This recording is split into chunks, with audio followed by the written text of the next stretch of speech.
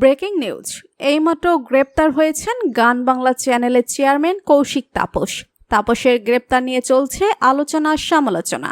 কৌশিক তাপসের গ্রেপ্তার নিয়ে কি বললেন নায়িকা বুবলি, যা শুনলে চমকে যাবেন। বিস্তারিত জানতে হলে ভিডিওতে একটি লাইক দিয়ে শেষ পর্যন্ত দেখতে থাকুন। হত্যাচেষ্টা মামলায় বেসরকারি টেলিভিশন চ্যানেলে গান বাংলার চেয়ারম্যান কৌশিক তাপসকে গ্রেপ্তার করে উত্তরা পূর্ব থানা পুলিশ। ডিবি পুলিশের সহায়তায় পাঠারা থানাধীন গান বাংলা চ্যানেল কার্যালয়ের সামনে থেকে গ্রেপ্তার করেন। গ্রেপ্তারের সম্পর্কে উত্তরা থানার উপপরিদর্শক জানালেন, তাপসের বিরুদ্ধে একাধিক মামলা রয়েছে।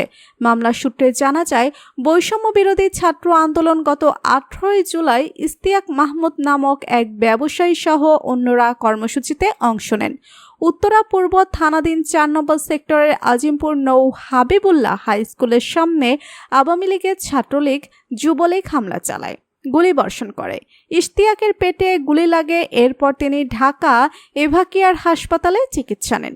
এই ঘটনায় গত 29 সেপ্টেম্বর উত্তরা পূর্ব থানায় ইশতিয়াক বাদী হয়ে একটি হত্যাচেষ্টা মামলা করেন। মামলায় সাবেক আইনজীবী আবদুল্লাহ আল মামুনকে সহ 126 জনকে আসামি করা হয়। কৌশিক হোসেন তাপস এই মামলায় 9 নম্বর আসামি। কৌশিক তাপসের গ্রেপ্তার নিয়ে একটি সাক্ষাৎকারে নায়িকা বুবলি বলেন, তাপস ভাইয়ের গ্রেপ্তারের খবরটা আমি শুনেছি, আমার খুব খারাপ লেগেছে। তাপস ভাইকে আমি অনেক আগে থেকে চিনি, তার মধ্যে আমি খারাপ কিছু লক্ষ্য করিনি। সত্যি বলতে বর্তমান যুগে কে খারাপ কে ভালো সেটা বোঝা অনেক কঠিন। তাপস ভাই সত্যি দোষী কিনা সেটা তদন্ত করা উচিত, কেননা ভালো মানুষেরও অনেক শত্রু থাকে, যার কারণে ভুল ব্যাখ্যায় ভালো মানুষকেও খারাপ দেখায়। তাপস ভাই একজন অনেক ভালো মানুষ, তিনি হয়তো রাজনীতির সাথে যুক্ত ছিলেন, তাই তাকে হত্যা চেষ্টা মামলায় ফাঁসানো হয়েছে।